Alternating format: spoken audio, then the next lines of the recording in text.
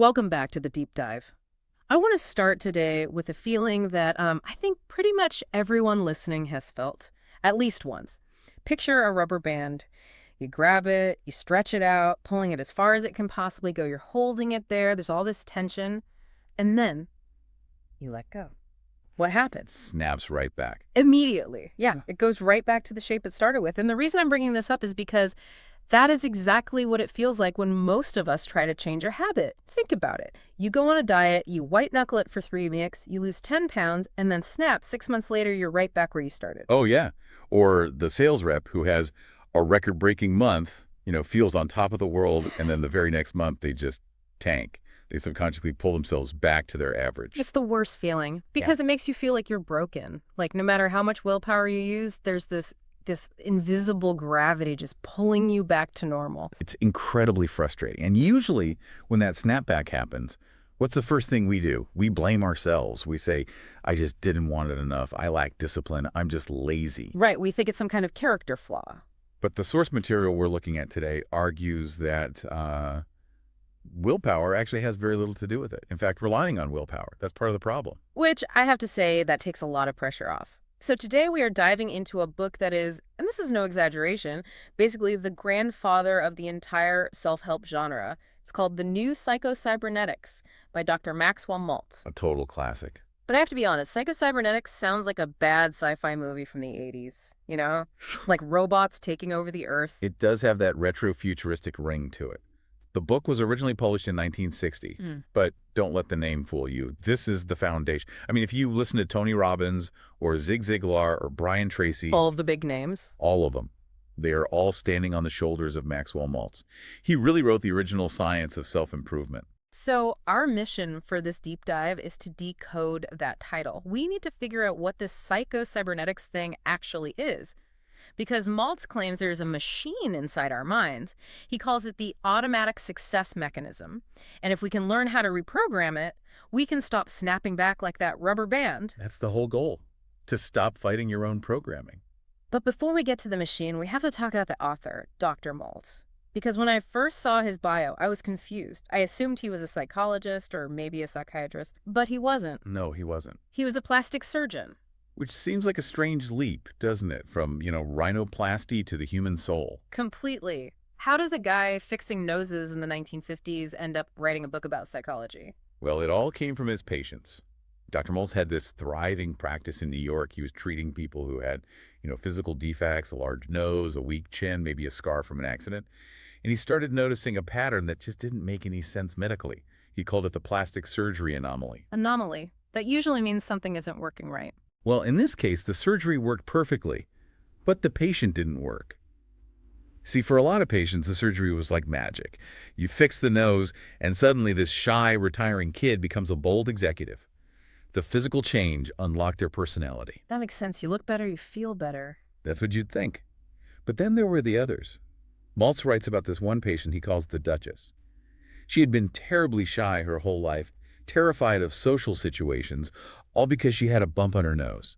She was just convinced it was the source of all her misery. So she gets it fixed. Maltz performed the surgery.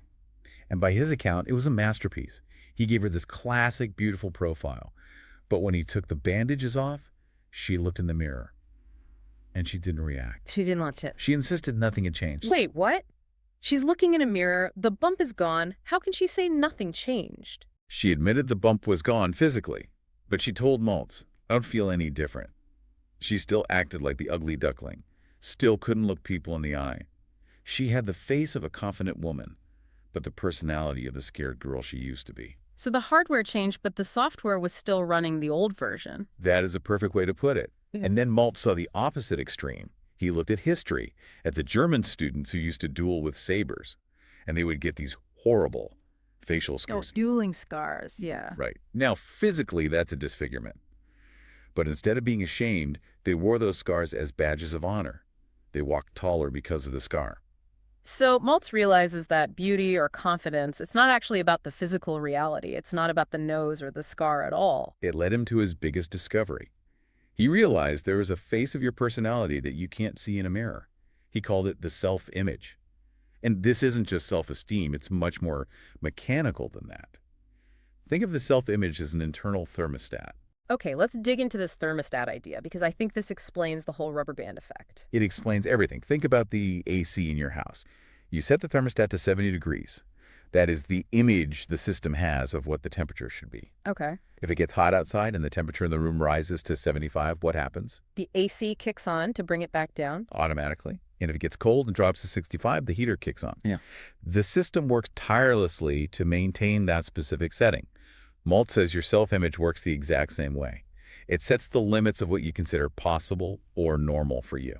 So if I subconsciously see myself as a failure type, if my thermostat is set to struggle, what happens if I start succeeding? That's the crazy part. If you start succeeding, let's say you get a promotion or you start dating someone really great, that deviates from your internal setting. Your subconscious mind basically says, warning, system error. We are operating above our approved limits. But it's the success is the error. Yes. So it kicks on the cooling system. You get sick. You pick a fight with your partner for no reason. You procrastinate. You self-sabotage until you snap right back to the setting that matches your self-image. That is profoundly depressing. Sounds like we're trapped. It explains that salesperson example in the notes. This one guy always made $5,000 a year. Now, this was back in the 50s, so that's decent money.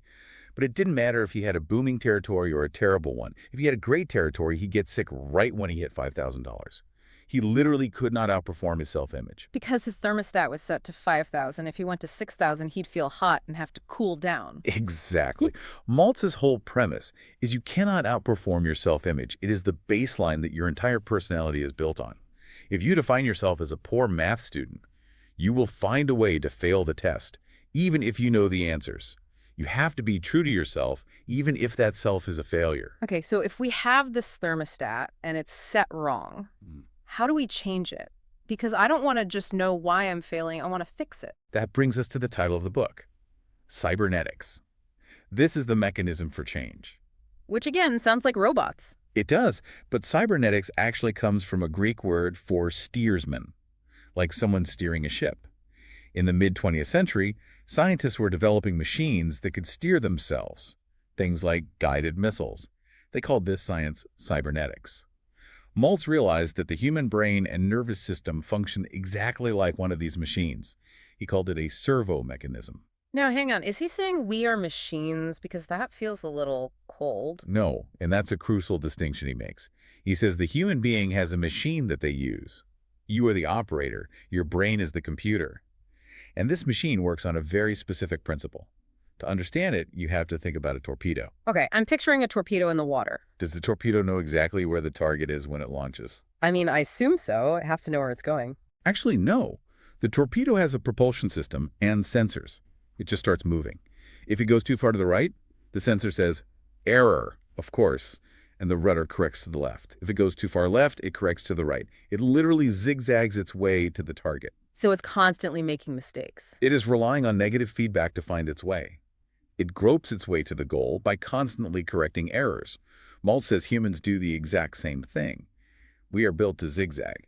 So when I try something new and I fail or I mess up, that's not a sign I should stop. That's just a torpedo correcting course. Precisely. The mechanism relies on the error to find the path. But we treat errors as judgments on our character. We think, I failed, therefore I am a failure. The torpedo just thinks, I went right, now I must go left. That is a massive shift in perspective. And we're using the same mechanism for simple stuff too, right? Like picking up a coffee cup. Every single day. Do you consciously calculate the contraction of your triceps and the angle of your shoulder just to grab your coffee? No, I just want the coffee and my hand goes there. You visualize the goal, the cup, and your automatic mechanism takes over. Your hand might zigzag a tiny bit, your eyes give feedback, and your brain corrects the muscle movement until you touch the cup. You don't try to grasp it with willpower. You just focus on the end result. Okay, so we own this super sophisticated guidance system. We use it for coffee. But Maltz is saying we can use it for the big stuff like confidence, money, happiness. Yes. The mechanism is impersonal. It doesn't care if the goal is pick up a pencil or become a millionaire.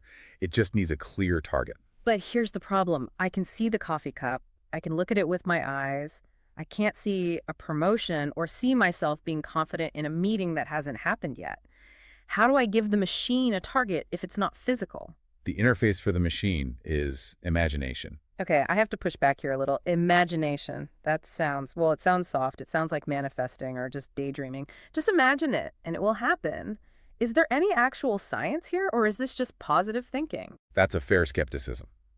And it sounds like magic, but Maltz backs it up with biology. He states a biological fact that has been proven over and over. The human nervous system cannot tell the difference between an actual experience and a vividly imagined one. Cannot tell the difference. That is a huge claim. It is. But think about it. If you close your eyes right now and vividly imagine slicing a lemon, you see the juice squirt, you bring it to your mouth, you imagine that sour taste. What happened? My mouth waters. Your body reacts physically to an image in your mind. The source material details a famous basketball experiment that really drives this home. I saw this in the notes. This is the free throw study. Yes. They took 3 groups of students to shoot free throws.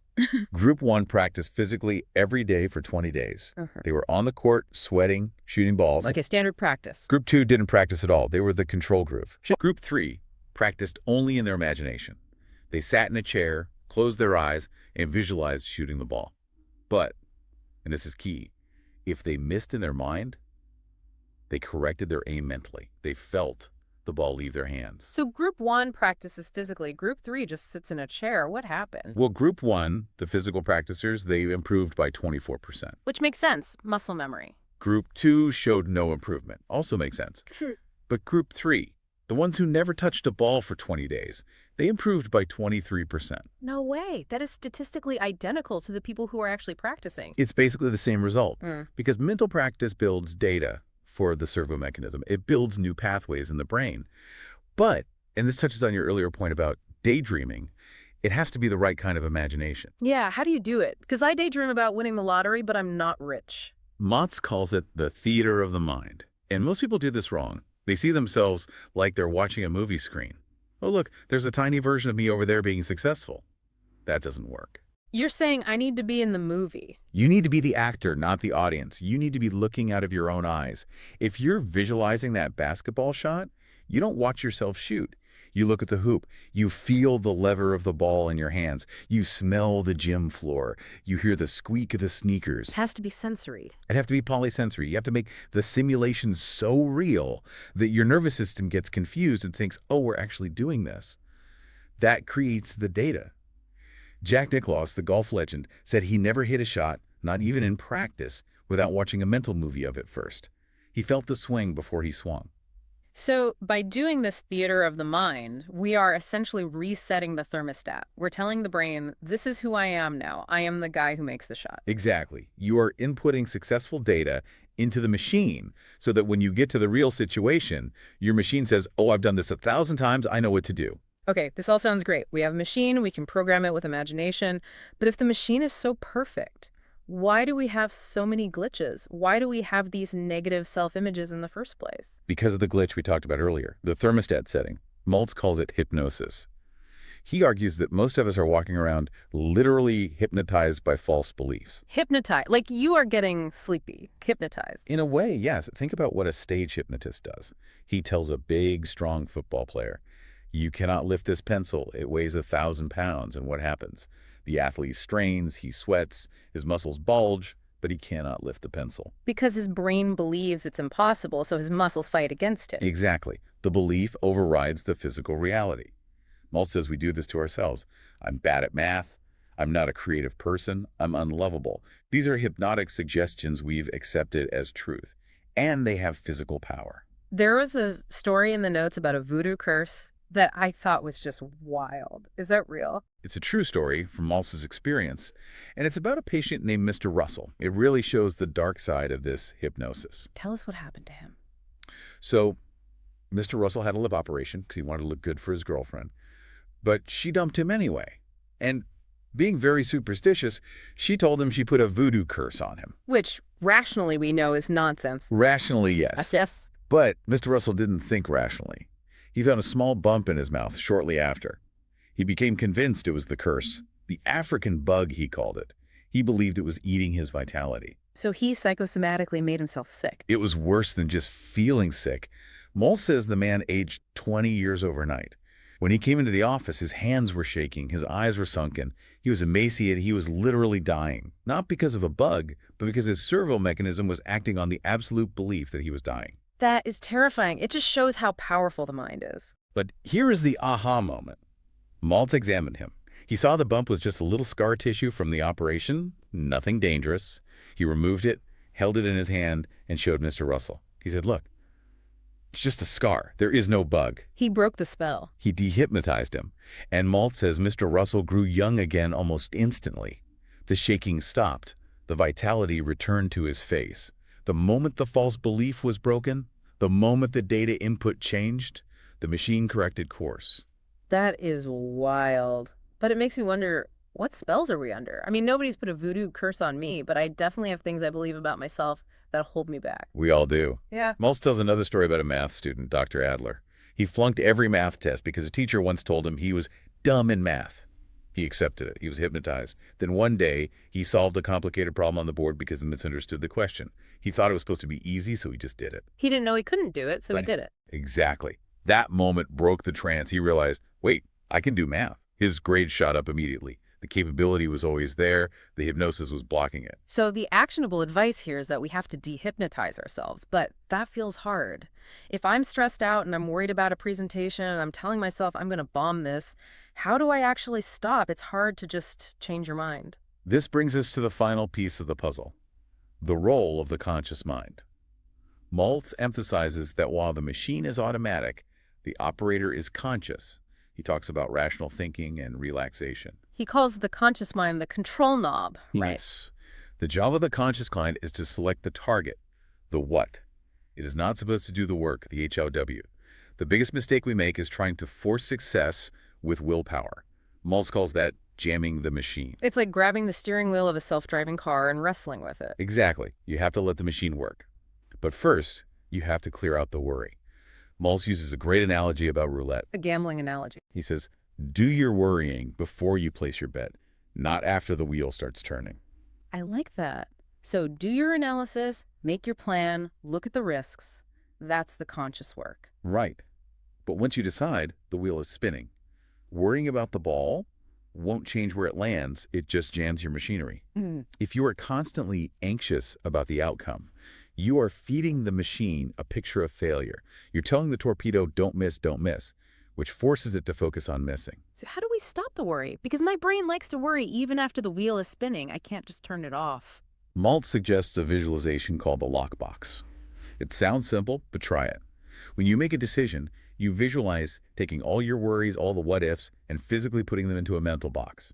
You lock it with a heavy padlock, you put the key away, and you walk off. You compartmentalize. You are literally signaling to your servo mechanism, this part is done. The decision is made, now execute. It frees up the processing power to actually do the job. And he also talks about using rational thought to challenge those old beliefs. Like, we need to audit our own programming. The green bean story. I was hoping you'd bring that up. It's so mundane, but so perfect. A friend of Maltz's insisted he hated green beans. It was a core belief. I am a person who hates green beans. Finally, he was forced to try them at a dinner party where he couldn't say no. He loved them. He realized he had been avoiding them for 20 years because of a vague memory from childhood. He didn't need years of therapy to find out why he hated beans. He just needed to test the belief against reality. That's a really empowering thought. We don't need to dig up all our childhood trauma to change. We just need to check the facts. Is it true that I can't give a speech, or is that just an assumption I made when I was 12? Challenge the belief with rational thought. If it's false, discard it. If it's a virus in the software, delete it. So let's bring this all together. It feels like we have a complete system here, but I want to make sure I've got the flow right. Step 1, realize you have a servo mechanism. You aren't broken, you just have a guidance system. Correct. Step 2, this machine acts on targets.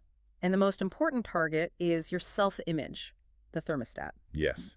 If the target is failure, you will zigzag to failure. Step 3, we change the target using imagination, but not just daydreaming, vivid, sensory theater of the mind practice.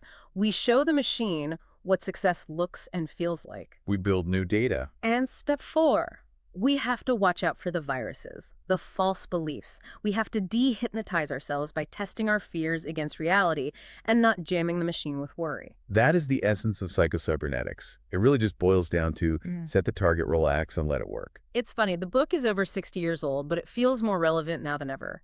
In a world of social media where we are constantly comparing ourselves to others, that snapback effect is powerful. We're constantly trying to measure up to someone else's thermostat setting. Absolutely. We are hypnotized by other people's definitions of success. And remember the final provocative thought here. This is the one that keeps me up at night. Hit us with it. If the science is true, if your nervous system truly cannot tell the difference between a real experience and a vividly imagined one, then we have to ask a hard question about our lives. What's that? To what extent is your current reality, your limitations, your salary, your shyness, your anxiety, just a simulation you have unwittingly programmed into your own machine? Is your life a reflection of your actual potential? Or is it just a reflection of a script you wrote for yourself 10 years ago? That is a heavy question. And the most exciting part is, what happens tomorrow if you simply change the code? That's the question. Dr. Maltz would say the possibilities are limitless. Thank you for diving deep with us today. Check your internal thermostat, reprogram that machine, and we'll see you on the next deep dive.